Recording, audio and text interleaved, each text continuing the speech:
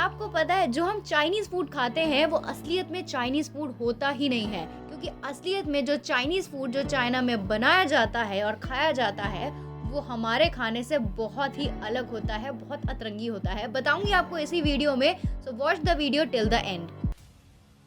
जैसे कि हम सब जानते हैं कि इंडिया में न्यू ईयर 1 जनवरी को मनाया जाता है, लेकिन चाइना में नहीं।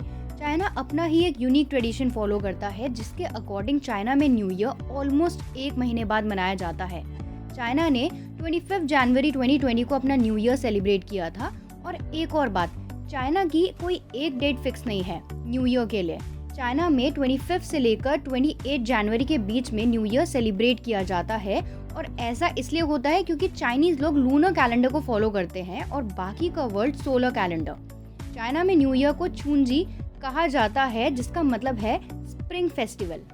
Fact number 2, great wall of China. आप लोगों ने the great wall of China के बारे में तो सुना ही होगा।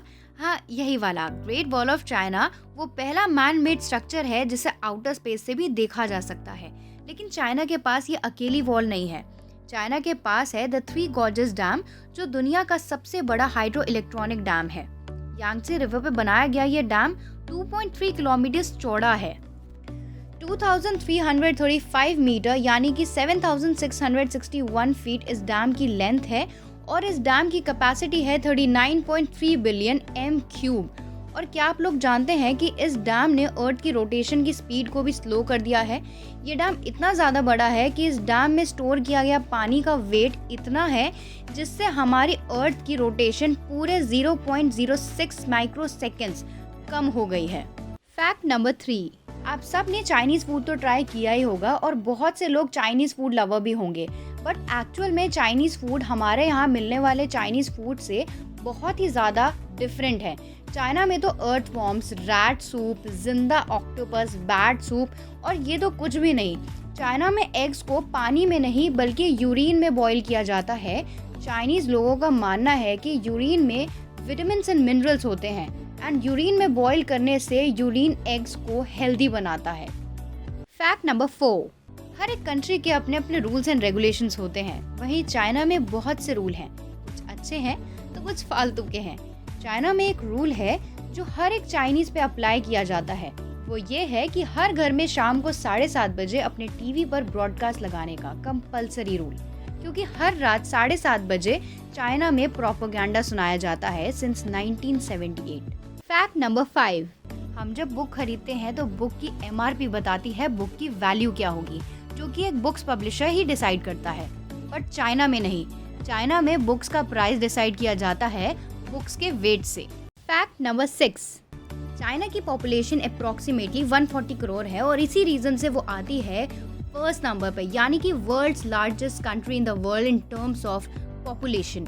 बट क्या आपको पता है चाइना में जब मिलिट्री ट्रेनिंग यानी कि सोल्जर ट्रेनिंग जब होती है तो उनकी शर्ट के कॉलर में एक पिन लगा दी जाती है ताकि सोल्जर की गर्दन हमेशा सीधी रहे। अगर वो नींद में हो या फिर अगर उन्हें नींद आ रही हो तो वो सो नहीं सकते हैं जब तक वो ट्रेनिंग पीरियड में हैं। फैक्ट नंबर 7, आप लोगों ने street fight, Kock fight, dog fights के बारे में तो सुना ही होगा, लेकिन क्या आपने टिड्डे की फाइट के बारे में सुना है?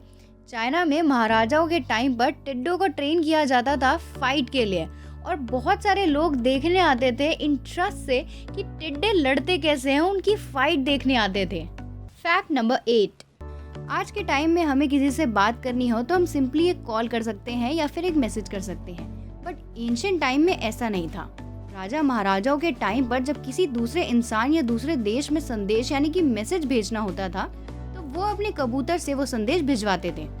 कबूतर एक बहुत ही इंटेलिजेंट बर्ड में से है। ये तो बात रही इंडियंस की, लेकिन यहाँ थोड़ा चाइना अलग है। चाइना ने 2011 में अनाउंसमेंट की कि चाइनीज गवर्नमेंट ने चेंगडू डिवीजन में 10,000 न्यू रिक्रूट्स को हायर किया और उन्हें बॉर्डर पर स्पेशल मिलिट्री का मिशन दिया। अब आप सोच रहे होंगे कि कबूतरों और मिलिट्री का क्या लेना देना, तो मैं आपको बता दूं, यहाँ जिन 10,000 रिक्रूट्स की बात हो रही है वो 10,000 रिक्रूट्स कबूतर हैं। शॉकिंग ना, but this is not the first time. World war 2 के टाइम जब जापान ने चाइना पर अटैक किया तब चाइना ने कबूतर मिलिट्री का यूज किया था। फैक्ट नंबर 9, अगर आप एक्सपीरियंस करना चाहते हो कि हमारे पूर्वज जो कि बंदर थे वो कैसे रहते थे केव में, तो आप जा सकते हो चाइना, ऑफ कोर्स कोरोना के बाद। वहाँ एक जगह है बैंक्सी प्रोविंस, जहाँ 3 करोड़ से भी ज़्यादा लोग केव में रहते हैं। बट टेंशन की कोई बात नहीं है, क्योंकि वहाँ आपको सारी फैसिलिटीज़ मिलेगी, फ्रिज, टीवी, एसी और बहुत कुछ। यहाँ पर आप 1000 रुपीज़ में रेंट पर केव ले सकते हो और रह सकते हो।